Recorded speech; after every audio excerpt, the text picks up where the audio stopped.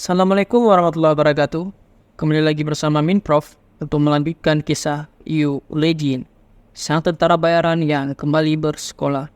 Jadi langsung saja siapkan bantal, mulai rebahan dan simak kisahnya. Sesudah berbincang sebentar, Lejin dan rekan lamanya singgah di minimarket. Di sana, 006 dengan lahap memakan ramen cup yang dibeli oleh Lejin. Di sisi lain, Lejin seperti biasa tetap memakan gimbap segitiga kesukaannya. Setelah menghabiskan segelas ramen cup, nomor 6 akhirnya menghela nafas lega. Dia tidak menyangka kalau ramen cup di sini akan seenak ini.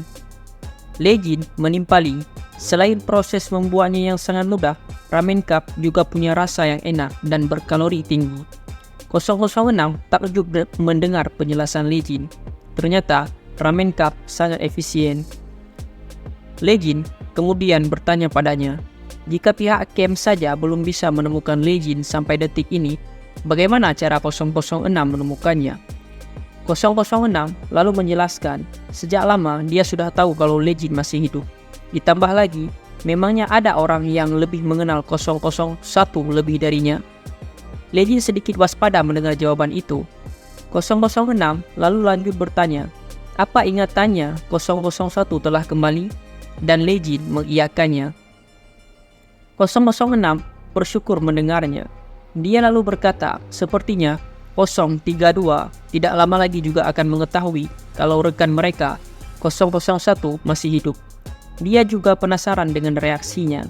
Dulu, bocah 032 itu sangat depresi saat mengetahui kabar kalau Lejin mati. Namun, Lejin bingung dan bertanya, apa 006 tidak memberitahu 032 tentang keadaannya yang sebenarnya? Nomor 6 menjawab, kalau semakin sedikit orang yang tahu tentang si nomor 1 masih hidup akan lebih baik. Dan itu termasuk si nomor 32. Lejin lalu berkata dengan wajah datarnya, dia sudah mengira kalau 006 tahu jika dia masih hidup. Tapi Lejin tidak menyangka kalau 006 akan merahasiakan hal itu dari para atasan. 006 menyeringai, lalu memberitahu Lejin kalau dia sebenarnya dia juga tidak tahu alasan dia melakukannya saat itu. Kejadian itu sudah lama sekali saat Lejin memutuskan untuk memberontak. Kekacauan terjadi di markas mereka dan api berkobar-kobar di camp. Saat itu, Lejin yang kelelahan dengan darah di sekujur tubuhnya terbaring lemah di tanah. Namun, dia masih bertahan dengan AK-47 di tangannya. 006 berjalan perlahan ke arahnya, lalu menunduk dan melihat bekas darah di tanah. Lejin yang melihat itu hanya bisa diam di tempatnya. Namun, ternyata 006 memutuskan untuk berbalik dan kembali ke camp.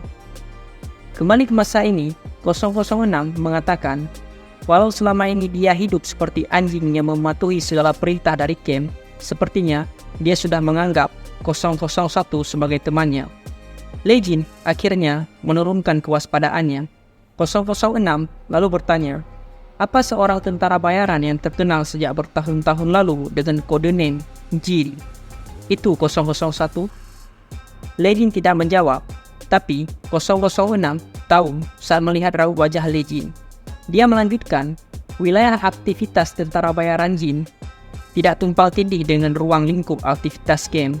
Jadi, setidaknya 001 tidak terlalu buruk. Tiba-tiba, 006 mencengkram kaleng minumannya dan mengingatkan Lejin, sampai akhir jangan sampai dia muncul di radar camp. Lejin hanya berkata kalau dia tidak punya pilihan. 006 lalu mengatakan kalau sikap Lejin berubah setelah ingatannya kembali, atau sikapnya berubah karena Lejin tinggal di tempat seperti ini. Dia tidak tahu ini hal buruk atau baik, tapi tiba-tiba HP 006 berderi. Sambil tersenyum, 006 mengambil HP dari dalam saku dan mengangkatnya. Dia tidak berkata sepatah kata pun. Namun, setelah 006 menutup teleponnya, dia melempar cup ramennya dan mematahkan sumpit, lalu dengan secepat kilat menusuk ke arah mata Lejin. Namun seperti biasa, MC tidak mati semudah itu. Lejin menahan selengan 006 menghentikan sumpit itu hanya kurang dari 1 cm dari bola matanya. Namun, 006 masih punya satu tangan lagi, dan dia kembali menyerang Legend kali ini. Dia menargetkan leher dan lagi-lagi Legend menghentikannya tepat sebelum sumpit tajam itu menancap di lehernya. 006 lalu meminta maaf, padahal hari ini dia hanya ingin melihat wajah rekan lamanya. Tapi ternyata pihak AKM tahu lebih cepat dari perkiraannya, dan mereka memberinya perintah untuk menghabisi 001. Legend yang masih menahan tangan 006 dengan sekuat tenaga berkata, sepertinya mau tidak mau mereka harus bertarung. Tapi seorang gadis keluar dari minimarket dan dia melihat ke arah mereka. Seketika membuat mereka harus menghentikan perkelahian itu. 006 berpura-pura tidak paham dan bertanya, apa dia harus membawa sampah sesuai jenisnya? Legend mengiyakannya dan berkata kalau dia juga harus melepas kertas yang menempel di plastik cup ramennya. Si gadis yang melihat akting Legend dan 006 merasa kalau mereka berdua benar-benar keren. Akhirnya, sesudah membawa sampah, mereka berdua berpisah. 006 mengatakan kalau di sana tidak cocok untuk memulai keributan tanpa ada persiapan apa-apa. 006 lalu berjalan perlahan dan memberitahu Legend. Menurutnya, 001 yang sekarang jauh lebih baik daripada 001 yang dulu dia kenal. Legend tidak menanggapinya, dia hanya melihat punggung 006 yang perlahan menjauhinya. Di tempat latihan Eswego, Seikyu sedang melakukan squat. Namun, suara bering HP menghentikannya. Terlihat di layar kalau Legend yang meneleponnya.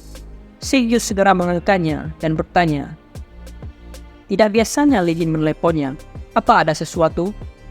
Di seberang, Legend berkata kalau dia ingin meminta satu hal pada Seikyu. Masih bingung dengan Legend yang tiba-tiba meneleponnya, Seikyu bertanya, apa permintaan Legend? Legend lalu memberitahu Seikyu. Dia ingin Seikyu mengamankan CCTV di tempat yang Legend sebutkan. Dan dia ingin Seikyu melacak seseorang secara real time.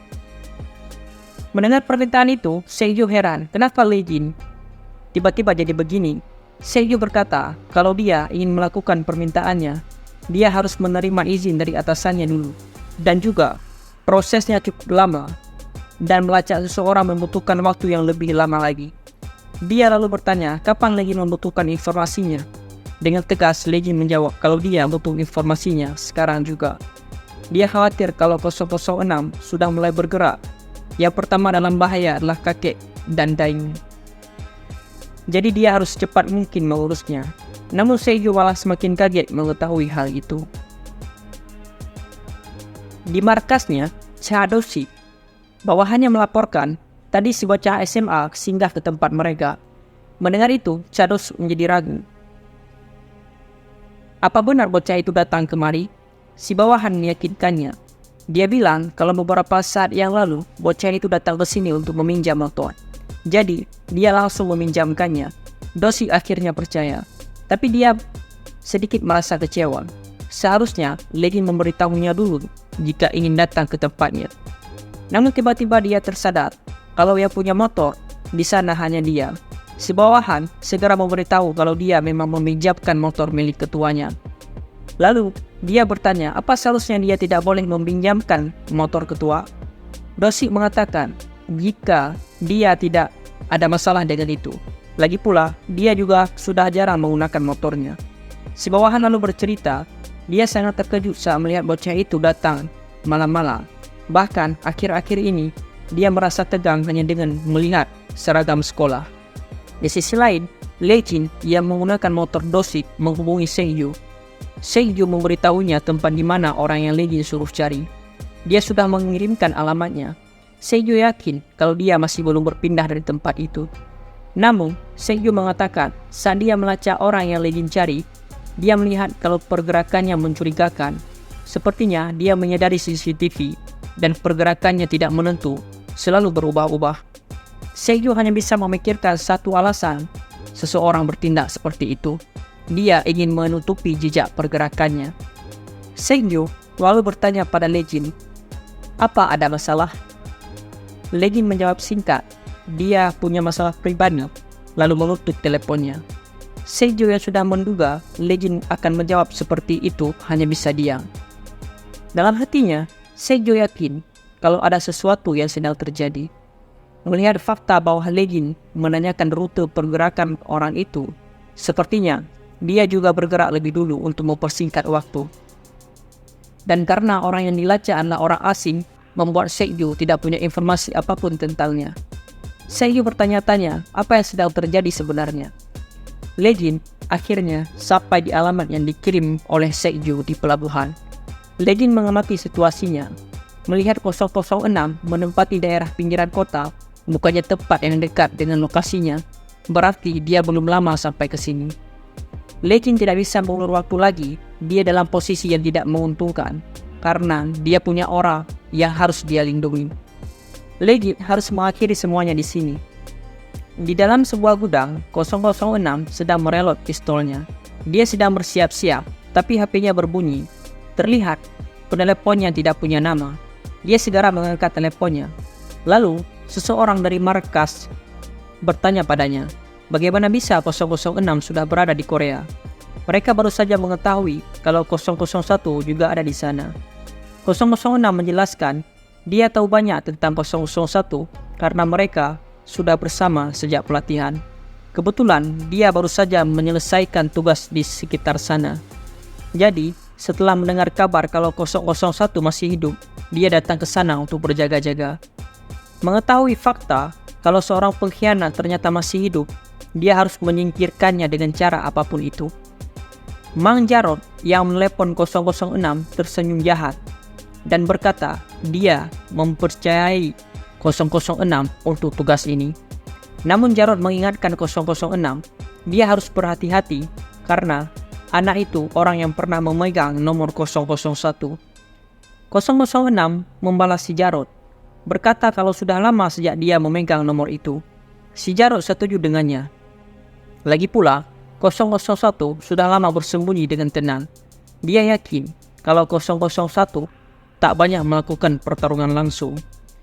Jarod lalu berkata kalau dia akan menunggu kabar baik dari 006 dan dia menutup teleponnya. 006 mematikan HP-nya, namun dia terkejut saat melihat pantulan layar di HP-nya. Legend maju menyerangnya dari belakang.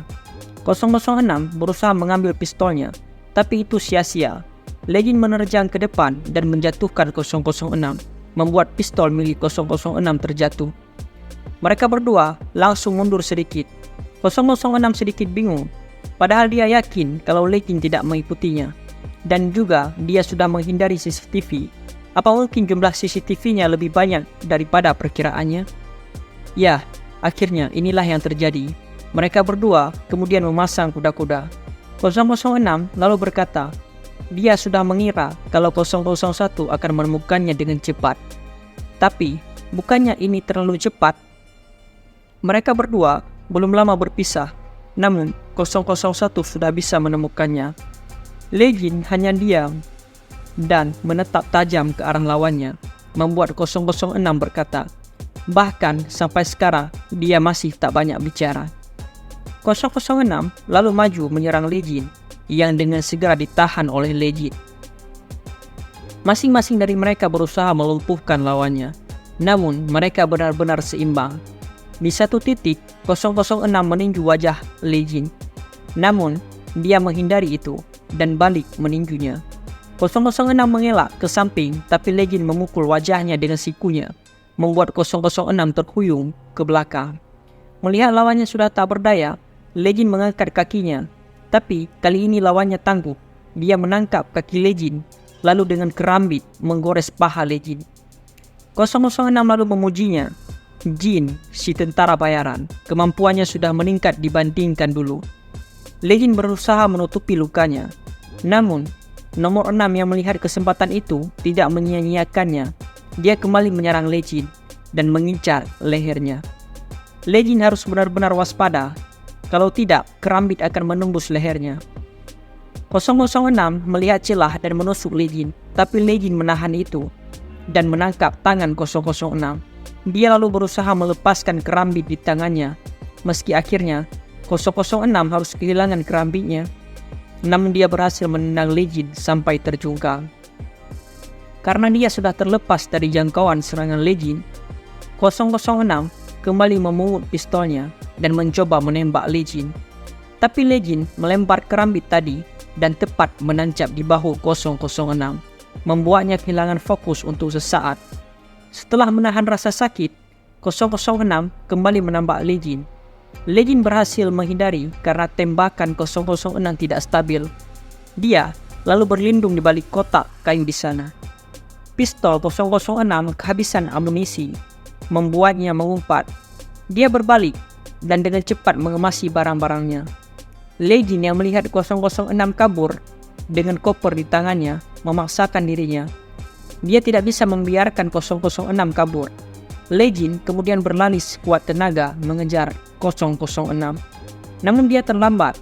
Saat sudah keluar, 006 sudah menaiki motornya dan tancap gas. Lei Jin menjadi panik. Dia tidak bisa membiarkan keluarganya disakiti oleh seorang pun.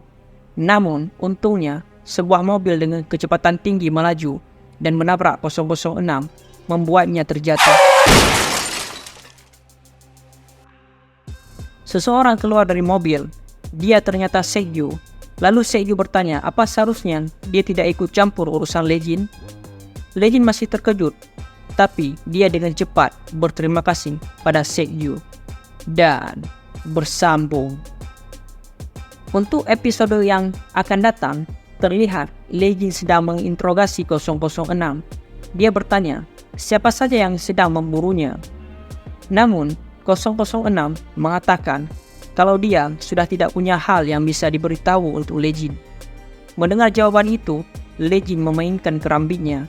Dia tidak punya pilihan lain dan maka berakhirlah kisah Yu Lei Jin pada hari ini. Min Prof pamit undur diri. Sekian.